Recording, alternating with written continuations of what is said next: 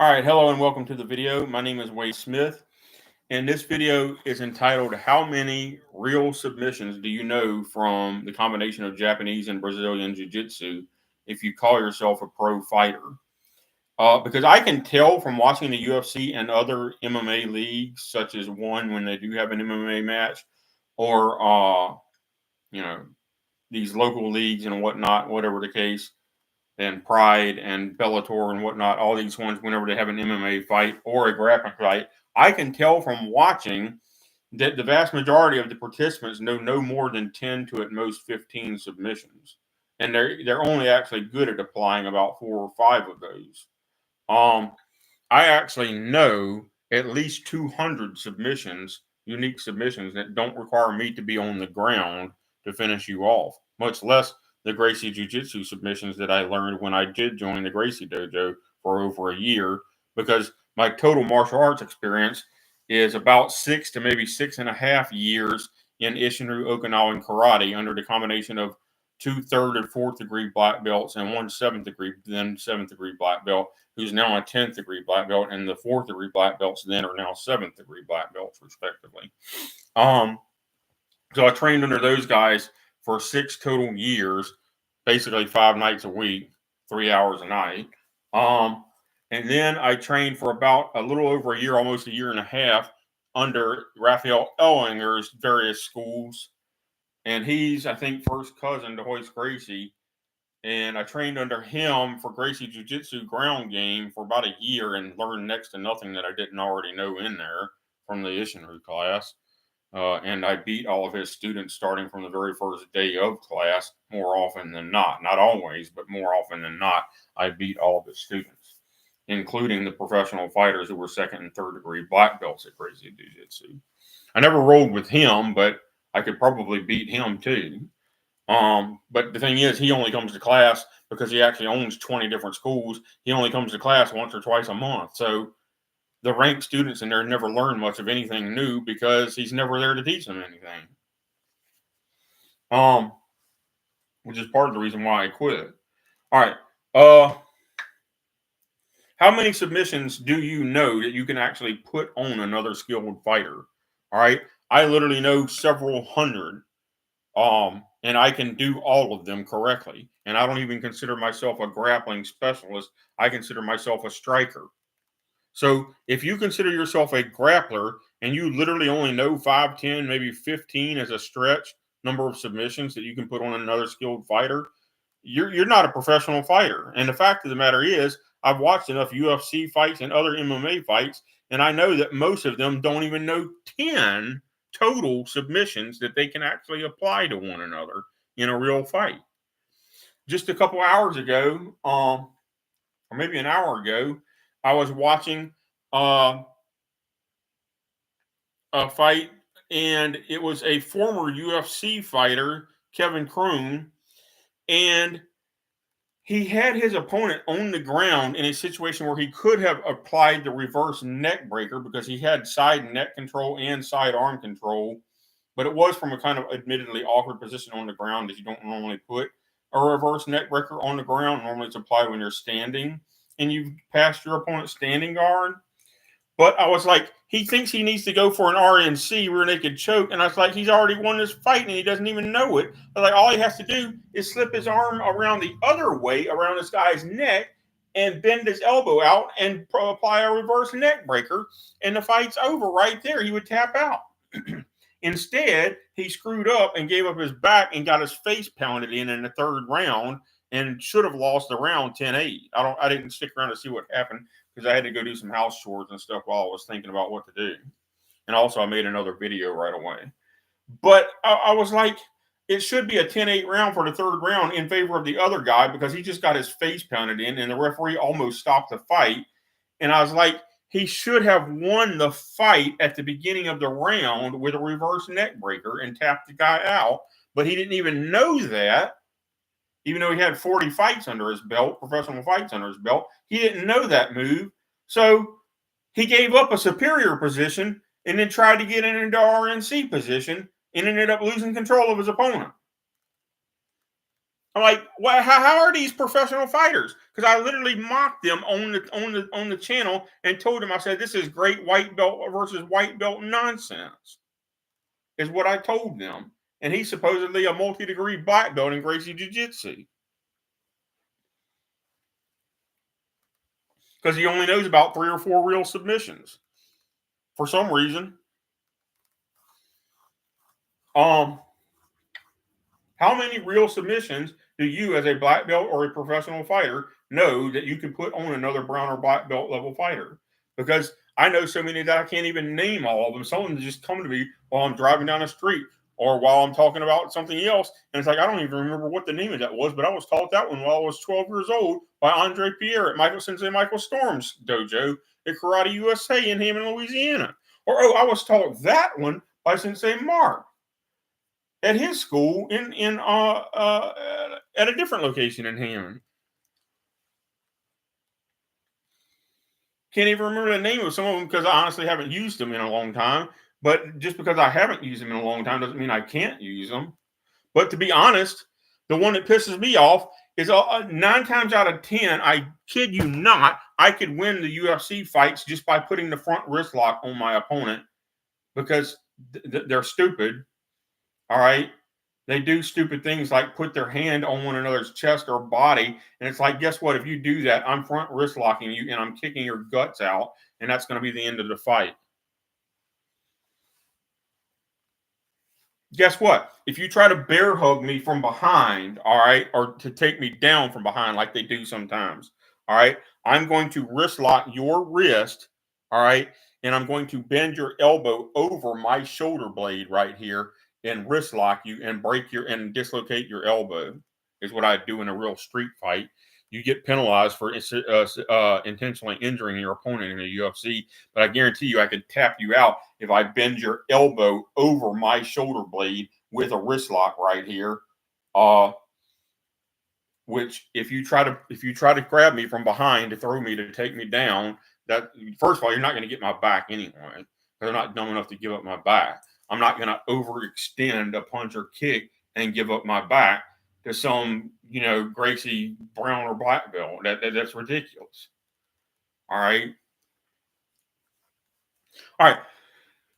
I showed a couple videos about this, but this is called an eskrima stick. One of my instructor's instructor, in fact, both of my original instructors, their instructor, because they had both the same chief instructor over them, he was a 7th degree black belt at the time and in Isshinryu karate empty hand fighting, and a 10th degree black belt in Filipino eskrima stick fighting. The Filipino eskrima stick fighting was actually his first formal style of martial arts.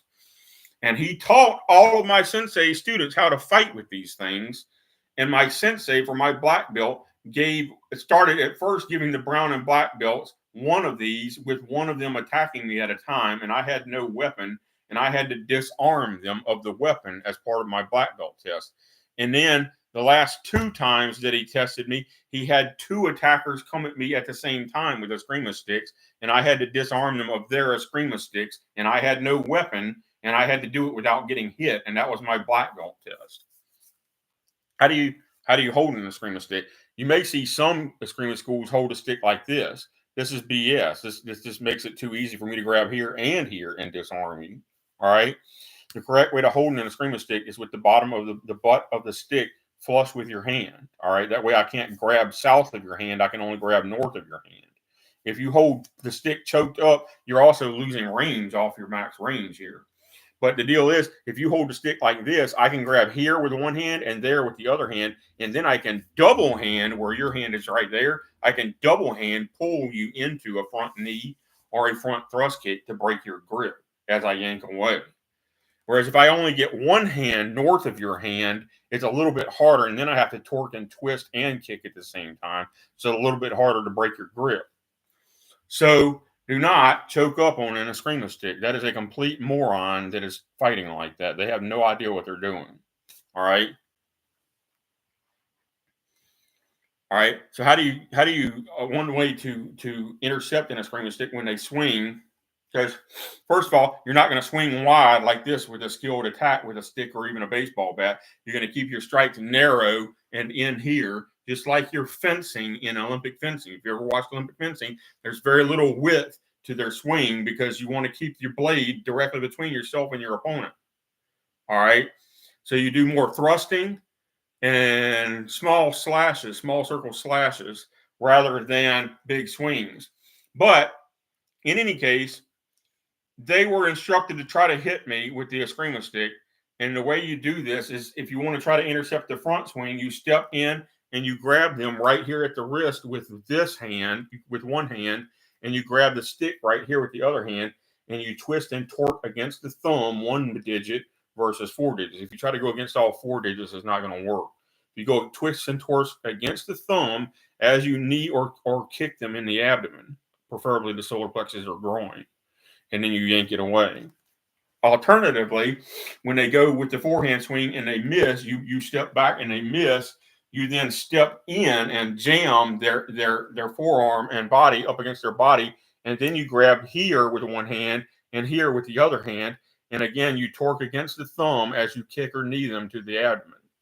All right, so that's the disarm of an Eskrima stick. All right, against somebody who is a multi-degree black belt and actually knows how to fight with an Eskrima stick. That will work. You just have to practice it a few times. All right. Yeah, in a gi, if your opponent is in a gi, I used to love fighting in a gi because it made it piss easy to beat other black belts and brown belts. When they throw their punch, let's say if they're fighting well, it doesn't matter what they're doing, but let's say they throw a punch, whether it's a jab or a cross or whatever, and you see it coming. Maybe you didn't see it coming quickly enough to grab a no-gi jab because it's a lot harder to catch a no-gi jab. You have to time it absolutely perfectly to catch a no-gi jab out of the air. But if they're wearing a gi, your timing doesn't need to be as perfect because you can catch them by the gi sleeve and then drag them down into an arm bar while you knee strike and kick them in the abdomen over and over. I used to love doing that to the first and second degree black belts and brown belts in my old sensei's dojo. All right. They could not figure out how easy that was to do to one another. And I kicked the living hell out of them. All right. So the gi, banning the gi in MMA is actually a good thing because it makes it too easy to beat your opponent. The gi makes it absolutely, wearing a gi becomes a weapon against your opponent, and them wearing a gi becomes a weapon against them for you to use if you know what you're using. So in MMA, it's a good thing that they actually banned the gi because the gi was a weapon either way. It could be used for or against you as a weapon against your opponent. All right. I did speak briefly again about Israel Adesanya and his framing jab, whether he fights switch too, supposedly, but sometimes he'll frame with this hand, and sometimes if he switched, he'll frame with that hand.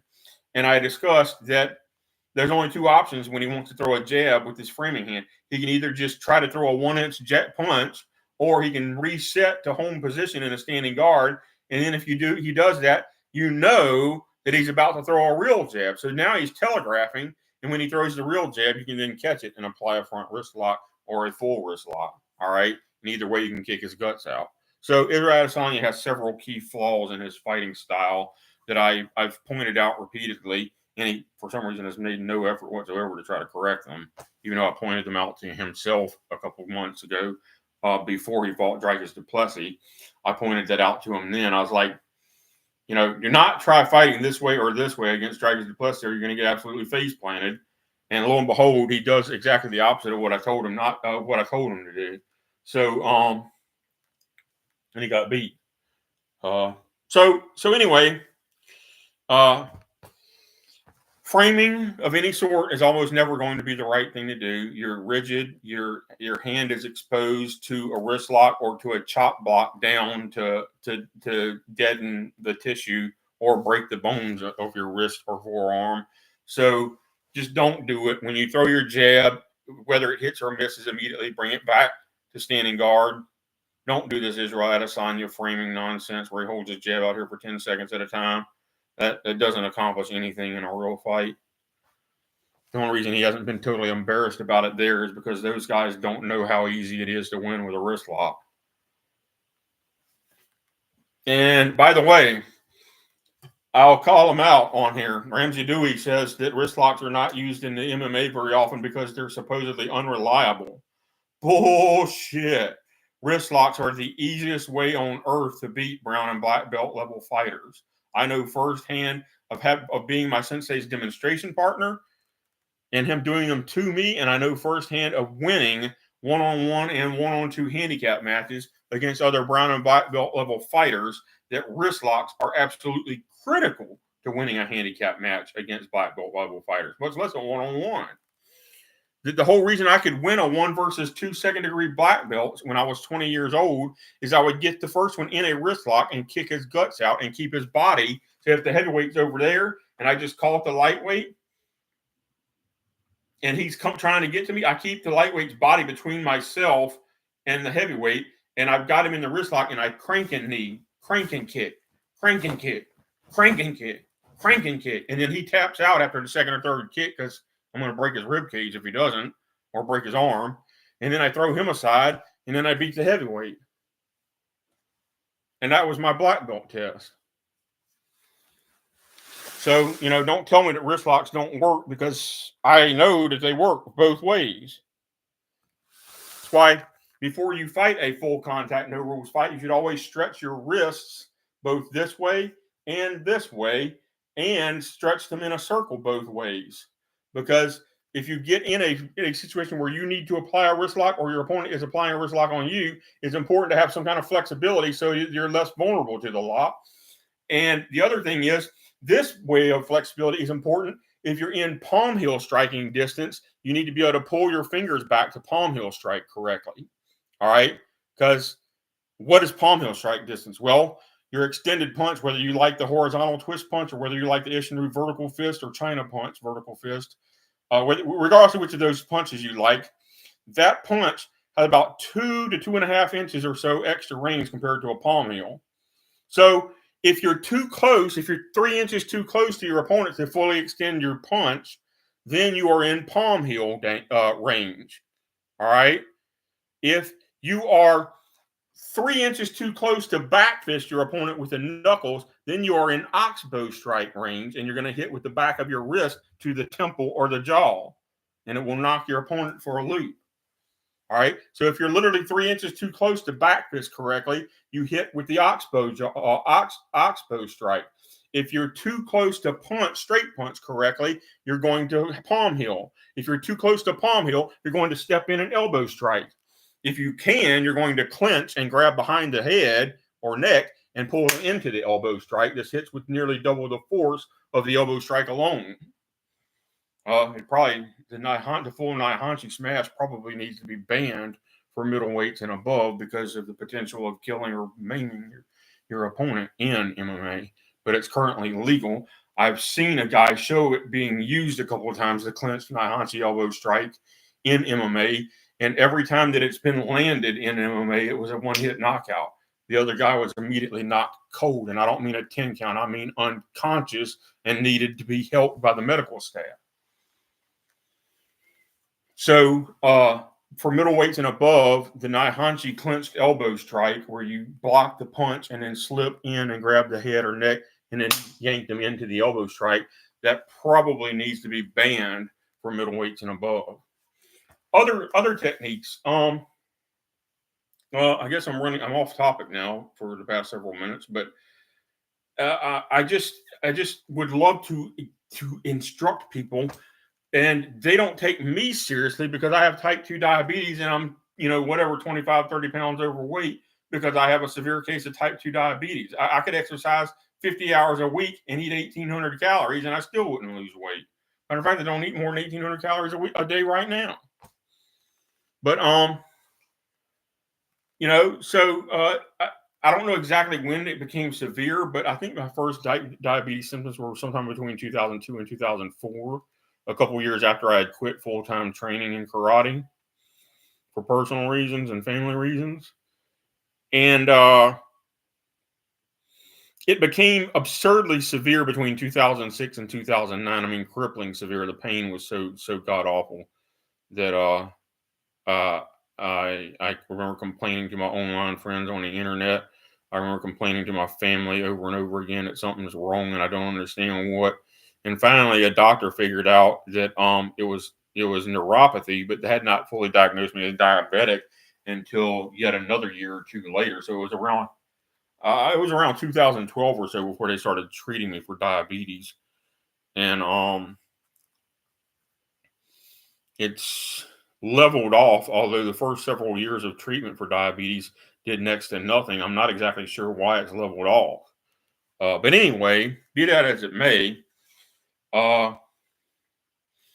I've never lost a one-on-one fight as an adult in my entire life since I was 16 years old. All right. And the only two-on-one fight I ever lost was my fault because I got in trouble with the law and two police officers arrested me. Although I didn't actually commit anything worthy of arrest, but they illegally arrested me, and they were both wearing bulletproof vests, and they maced me and tased me is the only reason they beat me. Otherwise, I would have beat both of them, even though they were in bulletproof vests. And that's the God's honest truth. But the only reason they beat me is they both maced me in the face and tased me.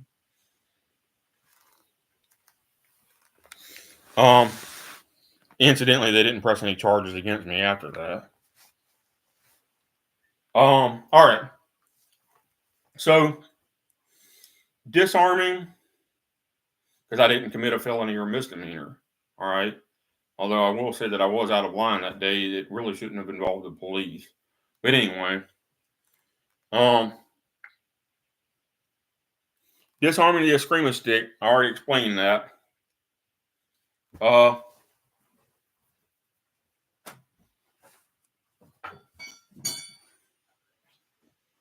Here's the other one. It's a little bit more beat up. I had a pair of them. This one's a little bit more beat up, as you can see right there. It's splitting. But disarming double stick Eskrima when one person has two sticks is a little bit more complicated, but it's the same principle. And then disarming two people who each have one stick is probably the hardest challenge of all for a handicap.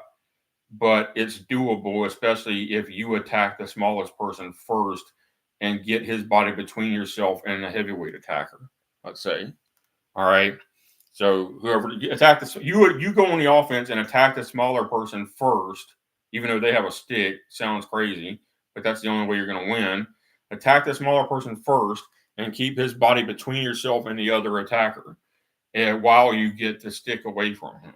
That's the strategy for winning a 1-on-2 handicap against the Eskrima sticks. And I can do it.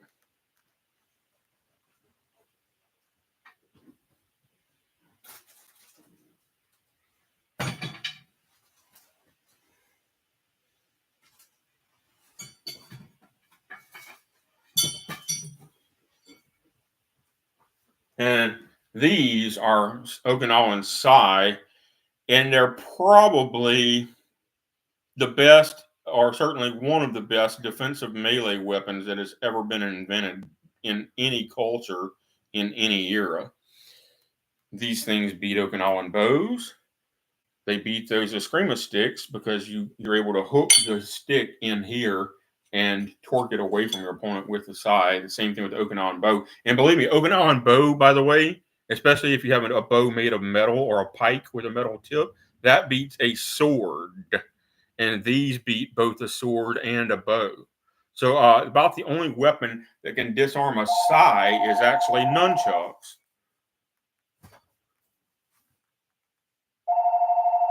That's some out of area spam risk.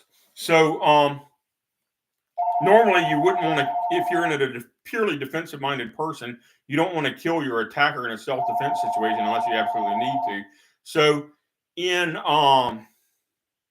Keanu Sai, we actually have a situation where we're wielding a sai like this, but then we turn them around and do a reinforced punch into the solar plexus with the butt of this sai.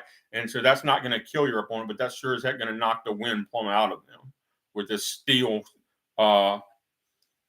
It's really Wu steel or Damascus steel sai with chrome plating. And when you punch somebody in the solar plexus with this, it's going to knock them to their knees in one hit. All right. Whereas if you stabbed them with this in the solar plexus, it would kill them in one hit. They'd bleed out before the ambulance got there. All right.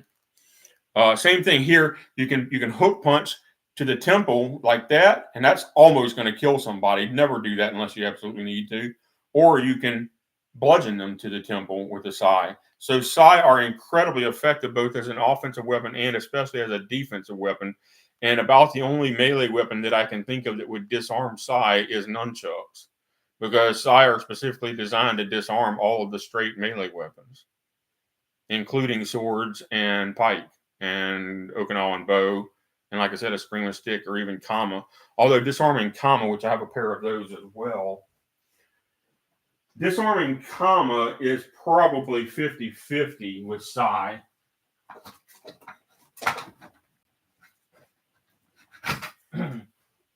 I haven't used these in a long time, so they have collected dust. But these are kama or sais. And yes, I know how to use these extremely effectively in medieval style warfare and battle. I was trained by a Kobudo Grandmaster to use these things. So anyway, disarming the kama is a little bit more complicated, because let's say your hand is here, the kama's blade can reach over and hit you in the hand if you're not careful. So that's why I say disarming the kama is about 50-50 with sai. All right, I guess I'm rambling and got way off topic with the weapons talk, but just giving some of my background in martial arts training, somewhere between 6 and 6.5 years total in Okinawan Ishinryu karate and Japanese Jiu Jitsu, and then over a year, but not quite a year and a half, in Gracie Brazilian Jiu Jitsu, and then 1 full month in Shotokan karate, which that guy, he knows how to teach point contact, I suppose, but he doesn't teach real fighting or anything like that. But he was a point contact champion in 1982, 2 years in a row, world champion in Shotokan. So I'm not saying that he's a turkey sandwich or something like that. It's just that I don't find point sparring to be representative of real world fight skills. And history shows that it doesn't really translate very well to real world self-defense situations compared to, say, Ishinryu or Shorinryu or Goju-ryu karate or Uchi-ryu karate, or even Gracie Jiu Jitsu, which, you definitely don't want to try to grapple with 2 people attacking you in a street self-defense situation. Even one is dangerous, because what the heck? You don't know whether he's got a pocket knife or a dagger or a gun on him in a grappling situation. So when you go to grapple with him, by the time you realize he's pulled a knife, he could have done stabbed you 5 or 10 times by the time you even realize what's happening to you. Whereas if you're a good striker, I was taught to keep my hand in a closed fist over the heart and lungs, the backhand, and the front hand open to parry the knife if I can see the knife coming from a standing position. So I'm not going to force a street self-defense situation with a knife to the ground. I'm going to fight him standing up and wait for him to make the first move and wait for him to make a mistake and disarm him that way. But I'm going to keeps 2 sets of bones, my fingers and the back of my hand, between my heart and the neck, all right, by keeping a closed fist over my heart. And then I have a parry hand in front. So you're going to turn your body even more angled than you would in a normal prize fight, and you're going to parry with your front hand until you can trap the knife and take it away from him. And you probably will get cut unless you have at least a couple hundred hours practicing it in the dojo, and more like a few thousand hours practicing it. You're probably still going to get cut even if you're a brown or black belt level fighter. So the problem with Gracie Jiu Jitsu is you're lying prone on the ground wrestling with somebody, and they're like, fuck this, and they draw a knife and start stabbing you. All right. Whereas if you're standing up when they draw the knife, at least you get to see them draw the knife and know they have the knife. But by the time you figure out that they got a knife, they done stabbed you 5 or 10 times once you're on the ground, and there's a good chance you're going to bleed to death before the ambulance gets there, or before any kind of help shows up. Because what do bystanders do in a fight? You believe it or not, bystanders will watch you die. They will watch you die. They will watch the bad guy stab you to death or shoot you to death and do absolutely nothing to save you, is what 9 out of every 10 bystanders will do. So don't count on a bystander to save you in a street self-defense situation. It's not going to happen. They'll actually join the bad guy and start beating the hell out of you.